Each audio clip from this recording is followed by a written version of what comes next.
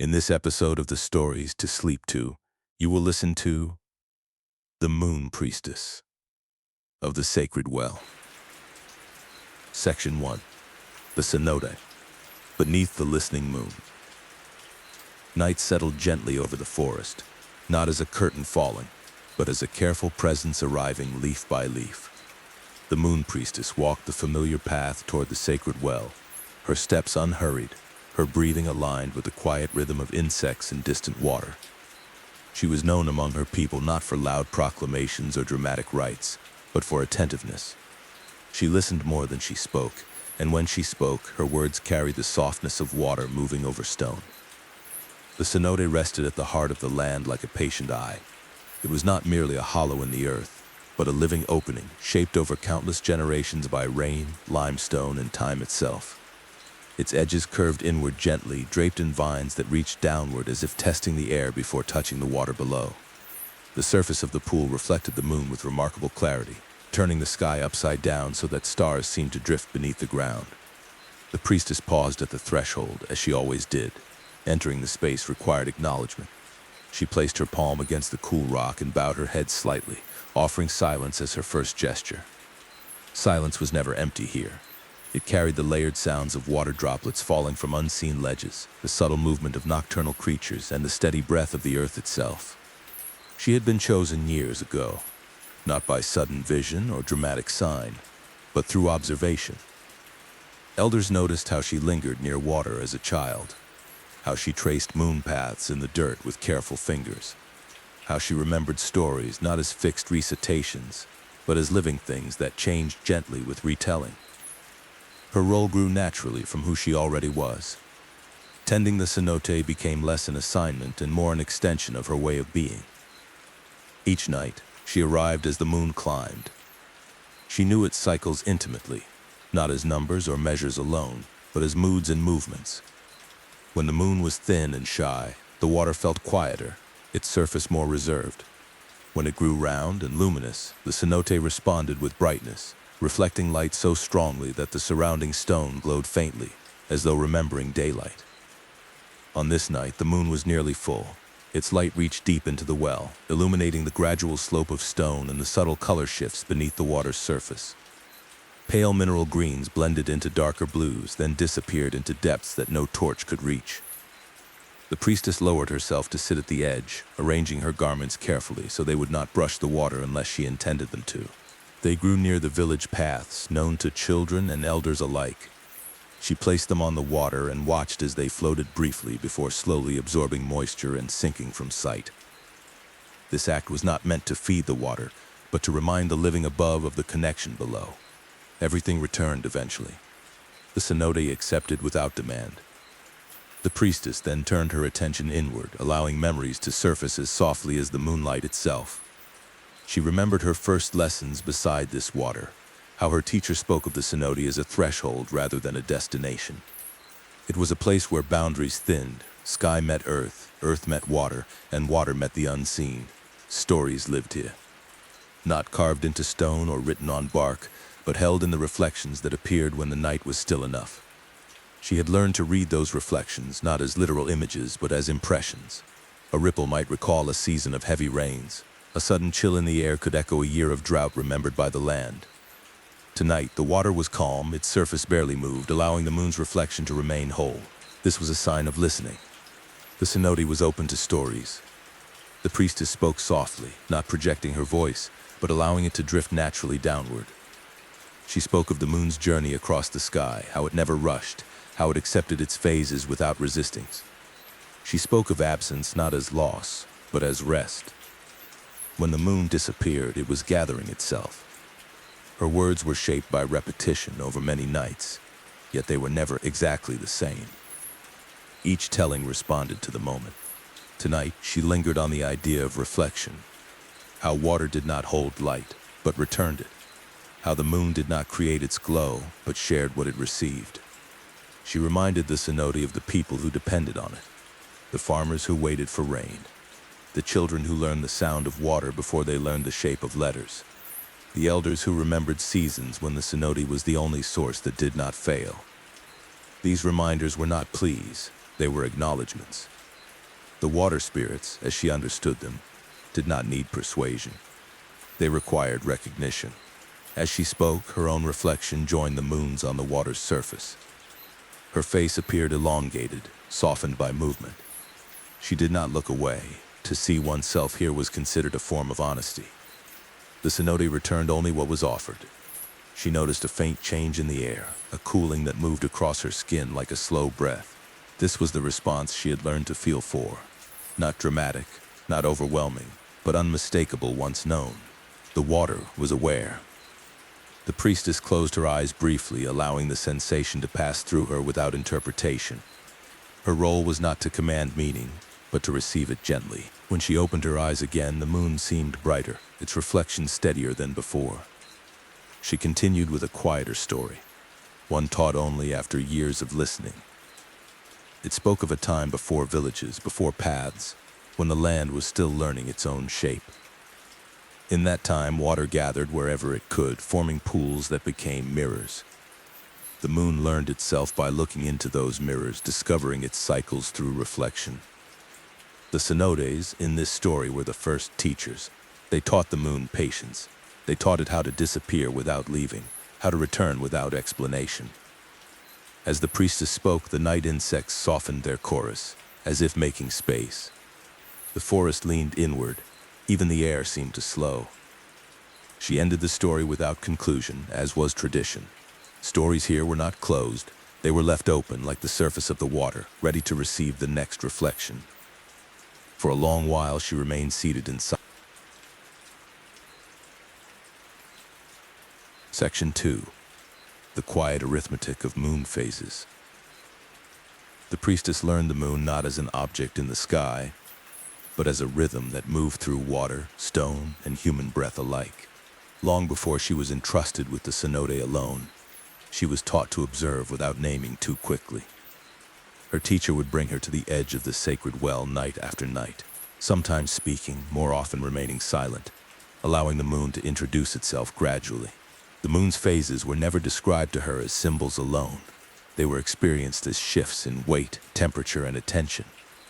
When the moon thinned into its earliest visible curve, the nights felt lighter in responsibility. Fewer words were spoken. The water rested, its surface more inclined to movement, less inclined to reflection. This was the time of beginnings so small they could be overlooked if one did not watch carefully. During these nights, the priestess would kneel and place her fingertips just above the water without touching it. She learned to sense the subtle pull, the way the cenote seemed to draw awareness downward. It was said that during the first phase, the water listened more than it remembered. Stories offered then did not linger long. They dissolved gently, making space for what would come. As the moon grew, adding light night by night, the quality of the cenote changed. The priestess noticed how sounds carried differently. A single drop of water striking stone could be heard more clearly, its echo lingering.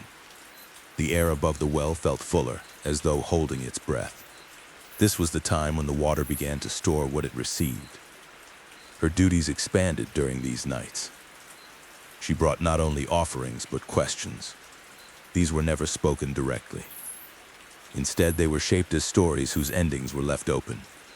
She might recount a year when rains came late, describing the worry of the farmers, the patience of the soil, the eventual softening of the earth. She would stop before resolution, allowing the cenote to hold the uncertainty. The moon, nearly half-lit, reflected in fragments on the water. No single image dominated. This taught the priestess about balance. Nothing was complete yet, but nothing was absent either. The cenote mirrored this state faithfully. Its surface accepted partial light without attempting to smooth it into wholeness. At the height of the moon's fullness, the sacred well became something else entirely. Light poured downward, reaching places that remained untouched during other nights. The stone walls revealed details otherwise hidden: mineral veins, shallow carvings worn smooth by time, the faint traces of offerings long since dissolved. The priestess always arrived earlier on these nights, preparing the space with care. She swept the surrounding stone with branches gathered specifically for this purpose, clearing debris not out of cleanliness alone, but respect. Full moon nights were times of attention. The water remembered more easily then. Words spoken lingered. Intentions, even unspoken ones, carried weight. On these nights, the priestess often spoke of cycles that extended beyond a single life. She told of grandparents she had never met, whose names survived only in the way certain fields were tended. She spoke of children not yet born, who would one day learn the sound of water dripping in the dark. These stories were offered not as predictions, but acknowledgments of continuity. The cenote responded subtly. The water's surface became almost perfectly still, allowing the moon's reflection to remain undisturbed for long stretches. This was considered a sign of acceptance. The water was hold what it was given, yet fullness was never meant to last. As the moon began its gradual retreat, the priestess shifted her approach. The nights following the full moon were quieter. Stories shortened. Silence returned as a primary offering. This was the time of release. She learned that letting go was as important as gathering. The cenote, though deep, was not meant to be burdened. Water flowed even when contained. During these nights, she would sit longer without speaking, allowing what had been stored to settle and disperse naturally. Her teacher once explained that the moon taught subtraction as gently as addition. Each night of waning light was an instruction in trust. Nothing truly disappeared, it simply changed its way of being present. The priestess carried this lesson into her own thoughts. She allowed them to pass like clouds across the moon's face, altering brightness without erasing it. The final nights, when the moon withdrew completely from view, were the most inward. The cenote reflected only darkness, broken occasionally by starlight. These were not empty nights. They were dense with quiet. The water listened again, but now it listened to what remained unsaid. During these nights, the priestess rarely spoke at all. Her presence was the offering.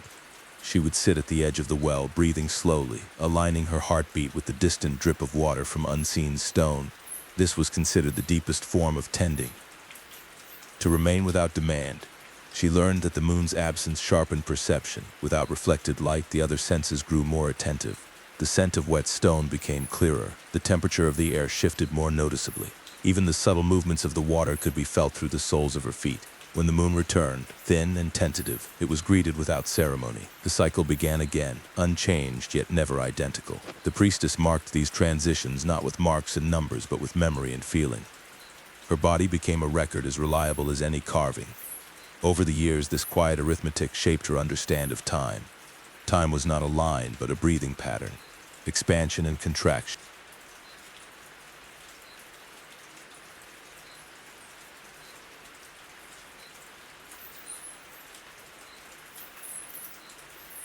Section 3. Water spirits and the language of stillness. The priestess never claimed to see the water spirits directly. No face rose from the depths. No voice echoed clearly from the stone. What she learned instead was a language made of absence, pressure, and timing. The spirits of the cenote were understood not as figures, but as presences shaped by movement and restraint. They were known through how water behaved when no one touched it, and through how silence felt when it lingered longer than expected. From her earliest years of tending, she was taught that water spirits did not announce themselves. They responded. The cenote did not belong to the village nor to the priestess herself. It was a shared threshold, and the spirits that dwelled within it existed in relationship rather than command. To approach them required a careful unlearning of expectation. On certain nights, the water rested so completely that even falling leaves remained afloat for long moments before sinking. These were nights when the spirits were said to be near the surface, not rising upward but listening outward. The priestess learned to recognize these moments by the way her thoughts slowed without effort, as if gently guided into alignment. She would sit at the edge of the well and speak only after this sensation settled. Words offered too early were believed to slide off the water without entering it. Timing mattered more than content. The spirits responded not to eloquence, but to attunement. Stories told on these nights were sparse. A single memory might be shared, described plainly and without ornament. The priestess understood that excess detail could weigh a story down. The water preferred clarity. She once spoke simply of a morning when mist rose from the fields before sunrise, how the soil smelled rich and expectant. She stopped there, leaving the moment intact. The cenote accepted it. The response came later, not as a sign, but as a subtle alteration. The water level shifted slightly over the following days, barely perceptible unless one was watching closely. This was how the spirits communicated. Change unfolded slowly, woven into ordinary observation. Other nights carried a different quality. The water moved restlessly, rippling without wind. These were times when the spirits were active below, circulating memories long held. On such nights, the priestess refrained from speaking altogether. To add new stories while old ones were in motion was considered discourteous. Instead, she listened. Listening was not passive. It required steady attention and an openness to discomfort. Restless water often brought restless thoughts. Memories surfaced uninvited. The priestess learned to remain present without interference, allowing the movement to complete itself. Her teacher once described the water spirits as keepers of accumulation. Every offering, every reflection, every silence left an impression. The cenote did not forget. It redistributed. What sank in one season might surface years later in altered form. This understanding shaped how the priestess approached her role. She never repeated a story in exactly the same way. Even familiar narratives were adjusted, acknowledging that the water had changed since last hearing them. Respect required recognition of difference. The spirits were also associated with thresholds of transition. Children were sometimes brought near the cenote before major life changes, not for ceremony but exposure. They were asked to sit quietly and observe the water. No explanations were given. The presence of the spirits was believed to steady uncertainty. The priestess observed these moments from a distance. Her role was not to interpret for others, but to maintain the conditions in which interpretation could arise naturally. The cenote provided what was needed without instruction. She herself experienced this during a season of doubt, when the weight of tending felt heavier than before. One night, as she sat in silence, the water reflected not the moon, but the dark canopy of leaves overhead. The image shifted slowly, leaves drifting across the surface. She realized then that reflection did not require light. Darkness also revealed shape. This understanding eased her. The spirits had responded, not with reassurance, but with permission to rest within uncertainty. Over time, the priestess noticed that her own presence affected the water differently depending on her internal state. When she arrived burdened with unspoken worry, the surface rarely stilled completely. When she arrived with openness, even without clarity, the water softened. This reinforced a central teaching. Tending the cenote required tending oneself. The water spirits were not judges, but mirrors. They returned what was offered, altered only by depth and time. As years passed, the priestess grew more comfortable with not knowing. She understood that the spirits communicated across spans longer than a human life. Her role was temporary. The cenote would continue listening long after her voice faded from memory. This realization did not diminish her sense of purpose. It refined it. Each night of tending became an act of participation rather than control. She was part of an ongoing conversation that did not require conclusion. When she eventually rose to leave on these nights, the water often stilled behind her, as if closing a door gently rather than sealing it. The spirits remained, attentive and patient, carrying forward everything that had been entrusted to them.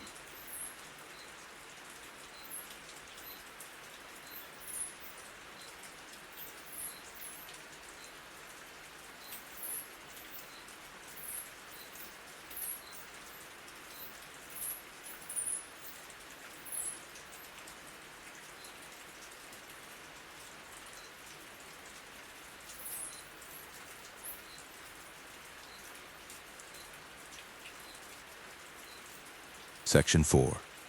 Nightly Rituals, Beneath the Open Sky. The nightly rituals of the Moon Priestess were never hurried, and they were never identical. What remained constant was not the sequence of actions, but the quality of attention she carried into each night. Ritual, as she understood it, was not repetition for its own sake. It was a method of returning to readiness, a way of aligning body, memory, and landscape so that listening could occur without obstruction. Her preparations began long before she reached the cenote. As dusk softened the edges of the village, she adjusted her pace, allowing the day's concerns to loosen their hold. She avoided abrupt movement, avoided loud exchanges. Even her breathing shifted, lengthening naturally as the sky dimmed. This gradual transition mattered.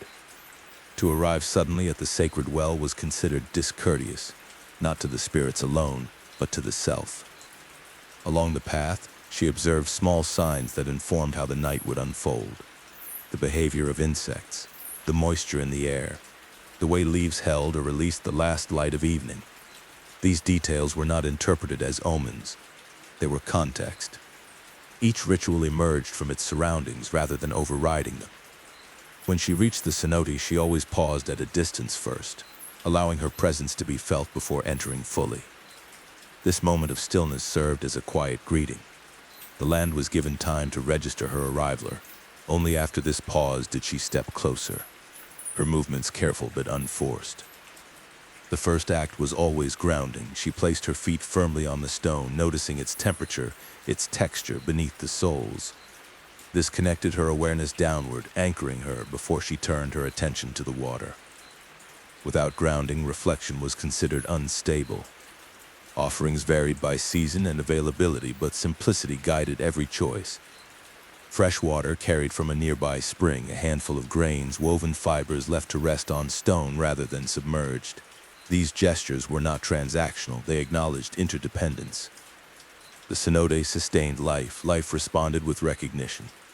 On nights when the moon was bright, the ritual expanded outward.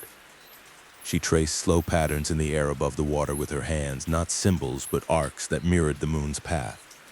This movement was said to help align the surface of the cenote with the sky above it, reinforcing the relationship between reflection and source.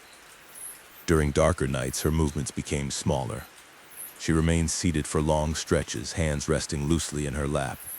Stillness itself became the offering. The absence of light sharpened attention, drawing awareness inward rather than outward.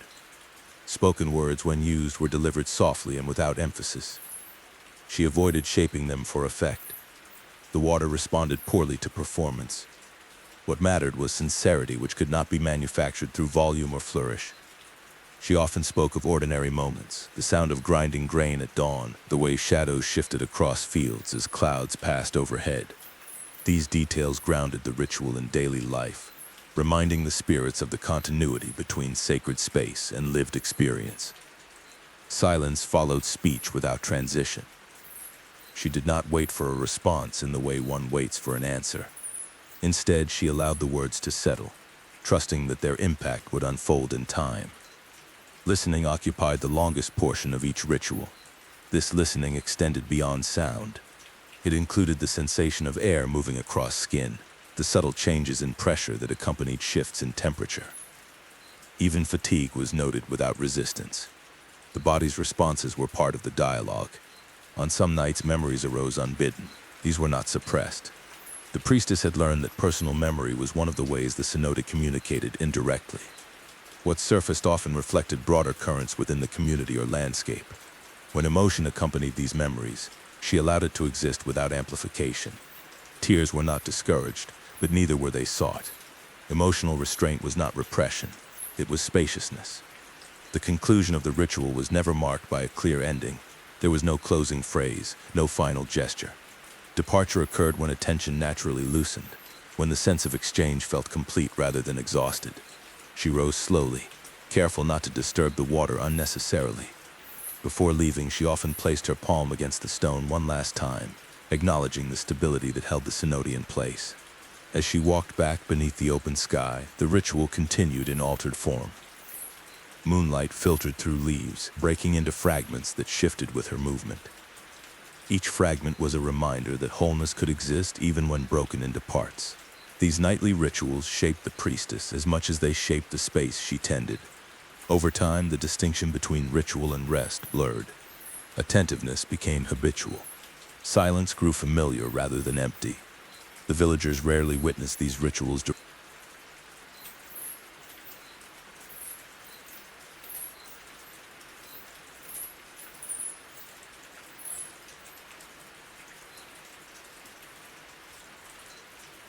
Section 5. Reflections, Memory, and the Passing of Seasons. The cenote did not measure time in days or harvests, yet it carried the imprint of seasons with remarkable clarity. The moon priestess came to understand this not through instruction, but through long familiarity. Water remembered differently than people did. Where human memory gathered events into stories, the cenote gathered sensations. layering them patiently until patterns emerged. As the seasons shifted, the priestess noticed how the water's surface responded before any visible change reached the fields. In the earliest days of the dry season, when the soil above still held moisture, the cenote grew more reflective, its surface smoothed, holding the moon's image with unusual steadiness. This was the water conserving itself, turning inward, reducing unnecessary movement. During these nights, the priestess spoke less of future needs and more of past endurance. She recalled earlier dry seasons, years spoken of by elders when the air cracked with heat and the forest thinned its voice. These stories were not offered to provoke fear. They were reminders of continuity. The cenote had remained. Memory, she learned, was one of the most potent offerings. When shared carefully, it strengthened the relationship between people and water. The cenote responded to remembered resilience with quiet stability. Its level held, even as surface pools elsewhere receded. When rains eventually returned, they announced themselves first through sound. Distant thunder carried across the forest, low and unhurried. The cenote responded with movement. Ripples appeared without wind, as though the water anticipated what the sky would soon deliver. The priestess welcomed these changes without celebration. Excess emotion was believed to disturb balance. Instead, she acknowledged the shift through subtle adjustments. Offerings of fresh leaves replaced dried flowers. Spoken words expanded slightly, incorporating gratitude without emphasis. Rain altered the cenote's character. The water grew darker, enriched by runoff from stone and soil. Reflections blurred. The moon appeared less defined on the surface, its edges softened by motion. This was not considered loss of clarity, it was abundance in motion. During the height of the rainy season, the priestess often spoke of impermanence. She described how water that seemed constant was always moving, always exchanging places with sky and earth. These reflections were shared gently, without urgency. The cenote held them easily. As months passed, the priestess marked time through accumulated observation rather than record. She noted how certain stones along the cenote's edge darkened repeatedly during rain, how moss spread and retreated. These details became a living calendar, more reliable than counting days. Memory also resided in the body. The priestess felt seasonal shifts in her joints, in the ease or effort of breath. These sensations informed her rituals as much as external signs. She learned to trust this embodied knowledge. Villagers sometimes asked her how long a season would last. She never answered directly. Instead, she spoke of signs to watch for, encouraging shared attentiveness. The cenote's wisdom was communal, not proprietary. As years accumulated, memory deepened. The priestess carried within her impressions of many cycles layered together. This accumulation did not overwhelm her. It refined her perception, allowing her to sense subtle deviations from familiar patterns. Occasionally, she sensed imbalance. Water levels that shifted too quickly. Unseasonal stillness. When this occurred, she did not attempt correction. She responded with increased presence, spending longer nights at the cenote, listening more carefully. Often, these imbalances resolved without intervention. The cenote adjusted, redistributed what it held. This reinforced an essential lesson. Memory did not exist to control the future, but to inform patience. As the priestess aged, she became more aware of her own place within these cycles. She was one season among many. Her memories would one day disperse, absorbed into stories told by others or released into silence. This awareness brought no sadness. It aligned her with the water's way of holding and releasing.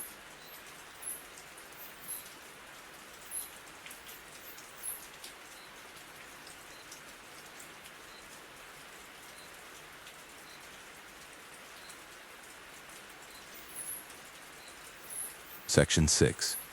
The Priestess in the Village That Slept. Though the moon priestess spent her nights in solitude beside the cenote, her role was never separate from the village that slept beyond the trees. The quiet exchange between water and moon shaped not only her inner world, but the collective rhythm of the people whose lives unfolded around the sacred well. Most villagers never saw her nightly rituals, yet they felt their effects woven gently into ordinary days. At dawn, when smoke began to rise from cooking fires, the cenote's presence lingered subtly in the air. The water drawn for drinking and cooking carried a cool steadiness that eased waking bodies. Children splashed at its edges under watchful eyes, learning early that water was both generous and deserving of care. These lessons were rarely spoken aloud. They were absorbed through repetition and tone. The priestess moved among the villagers during daylight hours without distinction. She did not wear symbols of authority, nor did she position herself apart. Her role was known, but it was not emphasized. This mattered. Separation, she believed, weakened understand. The cenote was sacred precisely because it was essential, not because it was distant. When villagers spoke to her, they rarely asked direct questions about the spirits or the moon. Instead, they shared observations. A field that felt unusually dry, a child who slept restlessly, an elder who dreamed repeatedly of water. The priestess listened carefully, hearing these accounts as extensions of the cenote's language. She responded gently, never prescribing action. She might suggest spending time near water or paying attention to the coming night sky. Her guidance encouraged awareness rather than dependence. The relationship with the cenote belonged to everyone. During times of uncertainty, such as prolonged dry spells or unexpected storms, the village's collective attention shifted subtly toward the sacred well. People passed by it more often, lingering briefly without ceremony. The priestess noticed these changes and adjusted her nightly tending accordingly, staying longer, listening more deeply. Sleep itself was considered part of the village's relationship with the water. Elders taught that rest allowed the body to release what it could not resolve while awake. The cenote, steady and listening through the night, mirrored this function. It held what the village released. The priestess often reflected on this parallel as she walked the paths at dusk. As households settled into quiet, she took up her own vigil. Her wakefulness balanced their rest. This exchange was not burdensome. It felt natural, like alternating breaths. On nights when the village was restless, the cenote rarely stilled completely. The water responded to collective unease, its surface carrying faint, persistent motion. The priestess did not interpret this as failure. It was acknowledgement. The cenote was listening closely. In these moments, she sometimes spoke of shared memory. She reminded the water of seasons when the village endured hardship together, how cooperation softened scarcity. These stories were not nostalgic. They reinforced resilience. As years passed, new generations grew accustomed to the priestess's quiet presence. Children who once splashed near the cenote matured into adults who understood, without instruction, why voices softened near its edge at night. This cultural memory was one of the priestess's most enduring contributions. She was aware that her influence would persist beyond her lifetime, not through recorded words, but through habits of attention passed along informally. The way people approached water, the way they noticed the moon before sleeping. This continuity comforted her. It affirmed that the cenote's care extended outward, shaping community as much as landscape. The village slept, and she listened, and between these states balance was maintained. When she returned from the cenote near dawn, the first birds often began their calls. Night and day overlapped briefly. In this liminal moment, she felt most clearly the interdependence she served. No role existed in isolation. She rested then, trusting that the water would continue its quiet work while she slept. The village woke gradually, unaware of the details of the night, yet supported by them all the same.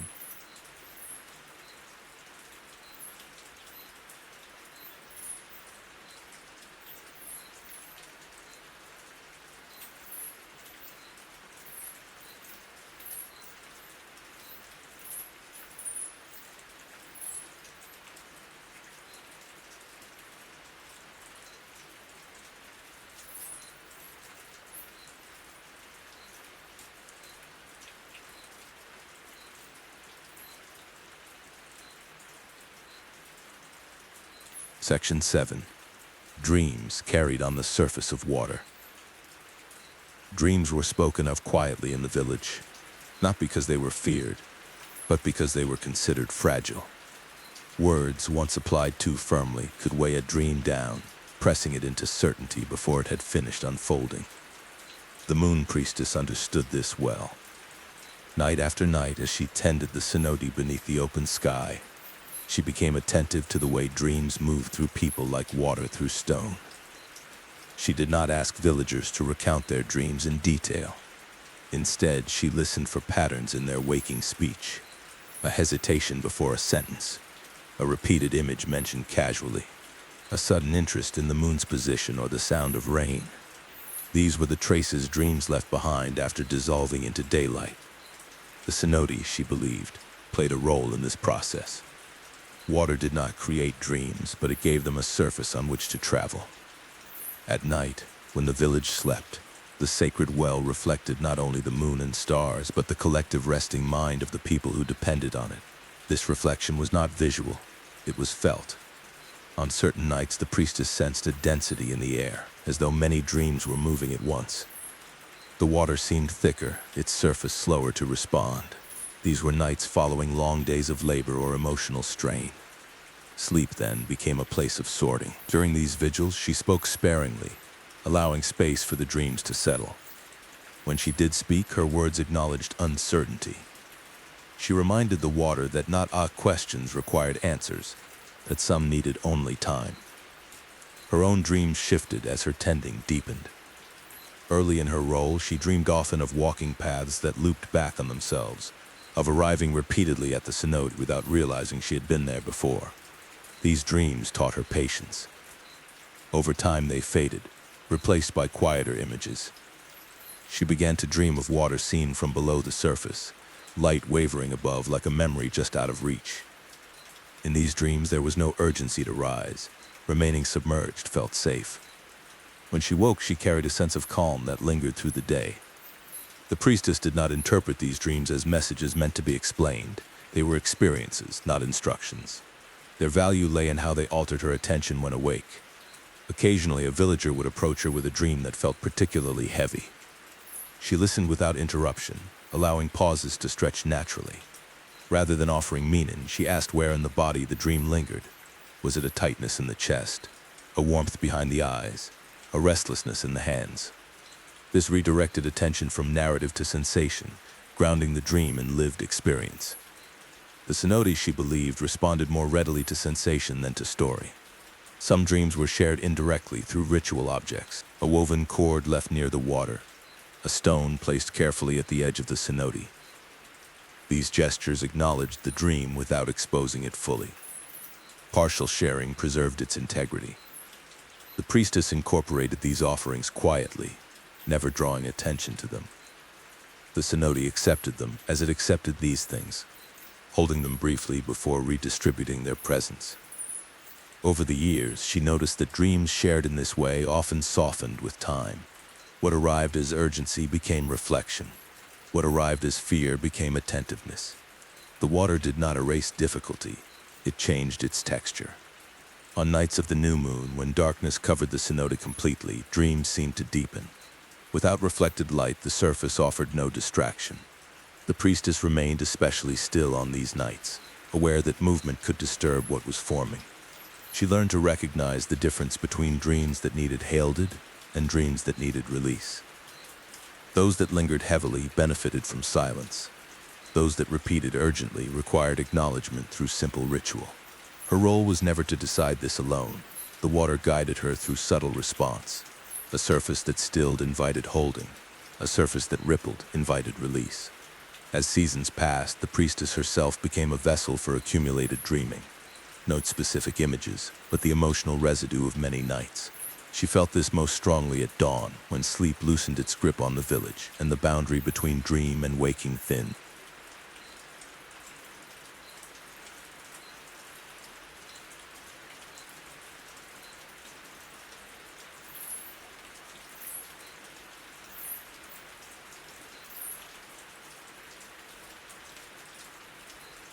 Section 8.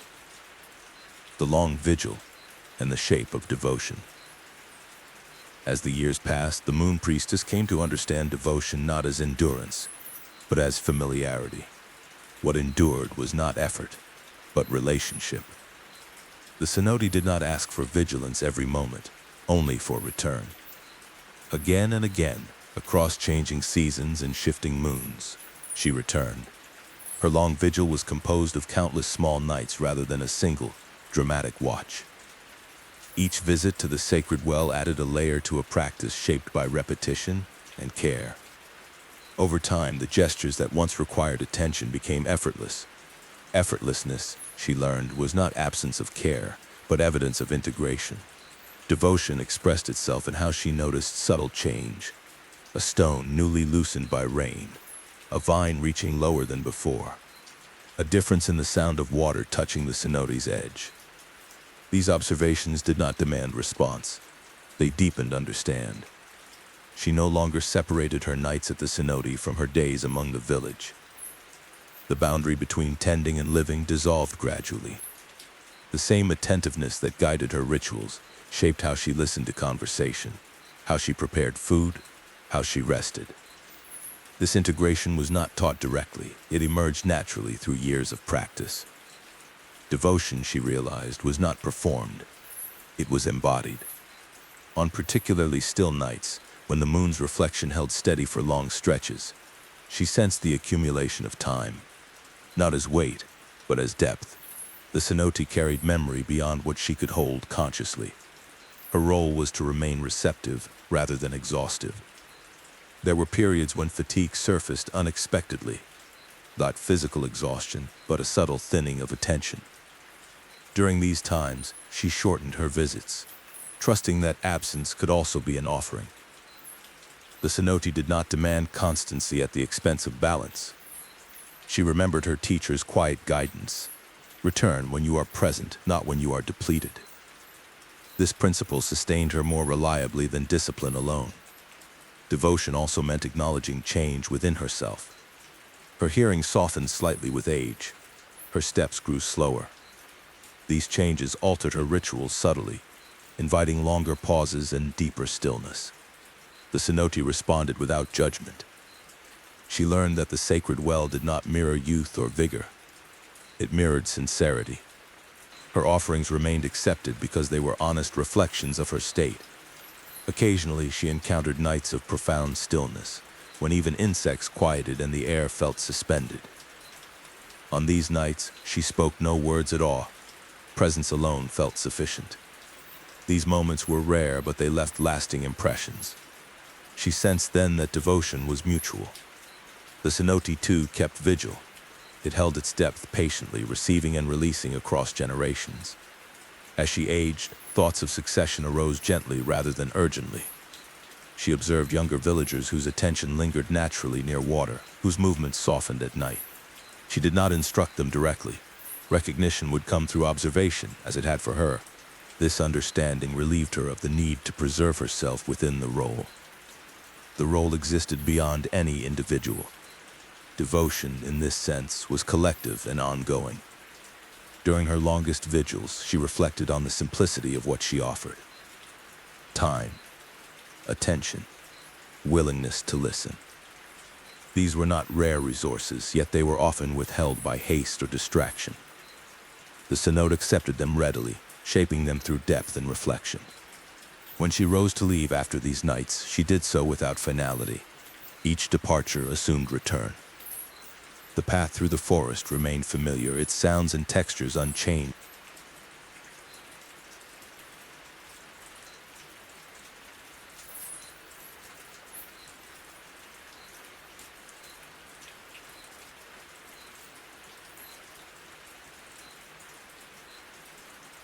Section 9. The quiet passing and the water that remained. The passing of the moon priestess did not arrive with ceremony. It unfolded as her life had unfolded, gradually and without interruption to the rhythms she had long tended. There was no single night she failed to arrive at the cenote that immediately signaled change. Instead, her visits grew fewer, spaced gently apart, like the waning of the moon itself.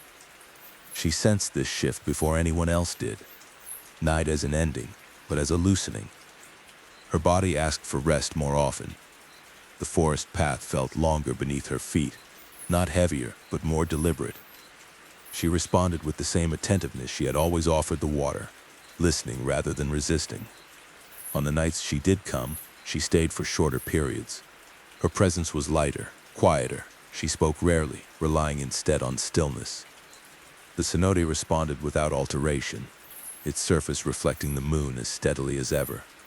This constancy reassured her. Nothing essential depended on her endurance.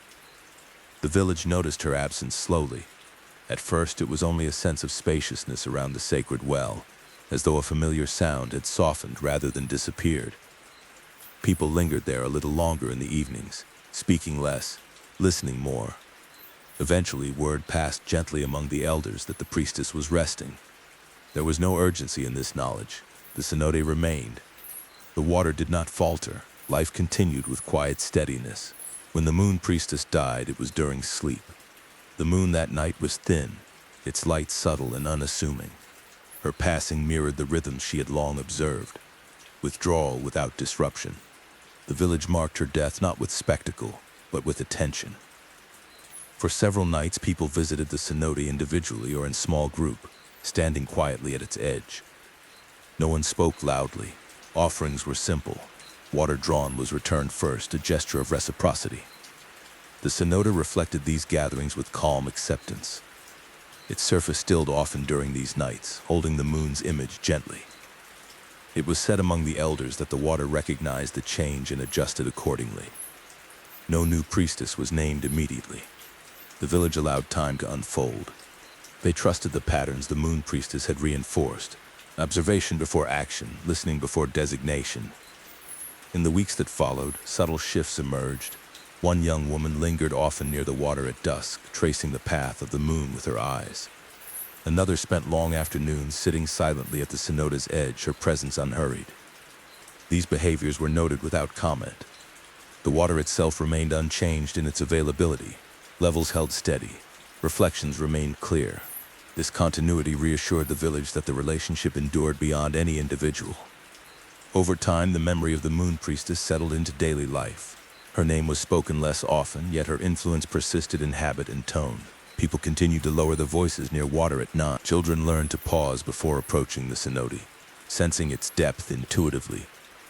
The cenote carried her presence not as image or voice, but as familiarity. The way the water responded to patience, the way silence was welcomed. Seasons passed. The moon cycled endlessly. Eventually, a new figure began to arrive at the cenote with regularity, her movements tentative yet attentive. No announcement accompanied this transition. It unfolded as naturally as the last. The water accepted her as it had accepted the one before. Relationship resumed without rupture. In this way, the moon priestess remained part of the cenote's story without remaining its center. Her life became another layer of memory held gently within water and stone. The sacred well continued to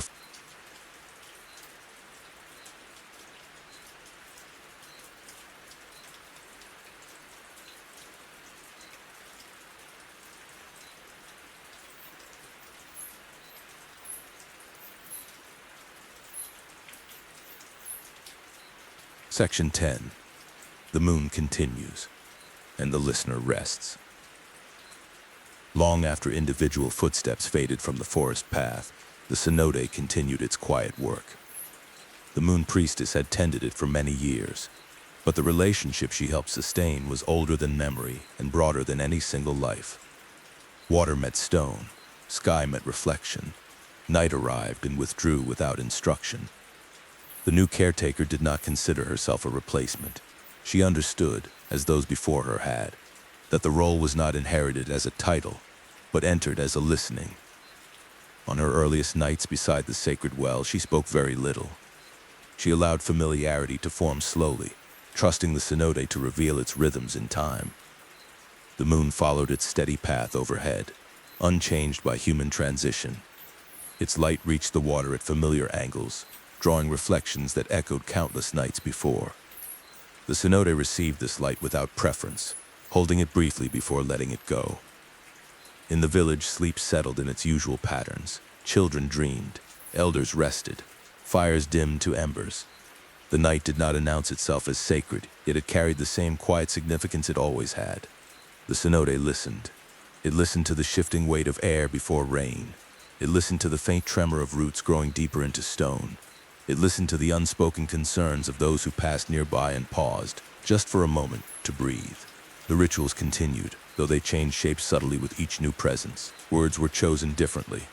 Silences lasted longer or shorter. Yet the essence remained unchanged. Attention was offered. Stillness was respected. The water responded as it always had, through patience rather than display. The moon's cycles marked time gently. Thin crescents gave way to fullness. Fullness softened into absence. Absence made room for return. These transitions required no commentary. They were felt rather than explained. For those who slept while listening to stories of the moon priestess and the sacred well, these rhythms carried inward. Breath slowed. Thoughts loosened their hold. The body recognized patterns older than language.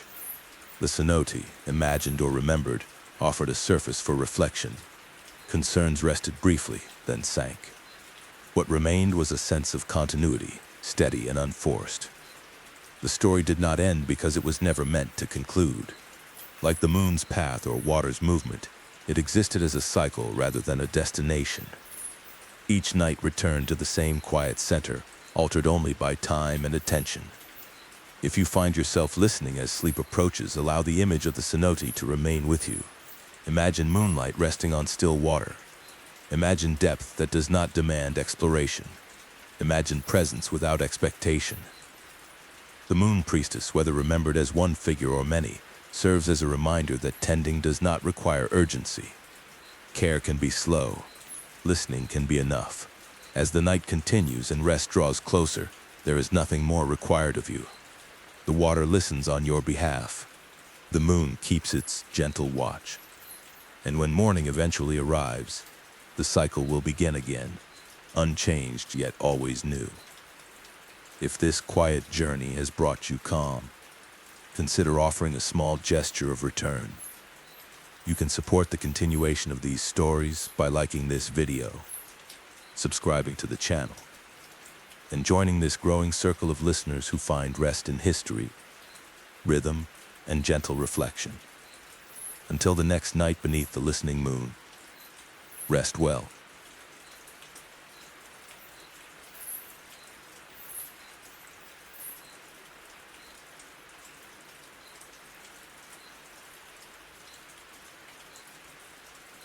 This is the end of the story. Up from here, I will continue with Jungle Rain. I hope you like the story. If you do so, please like and subscribe to my channel.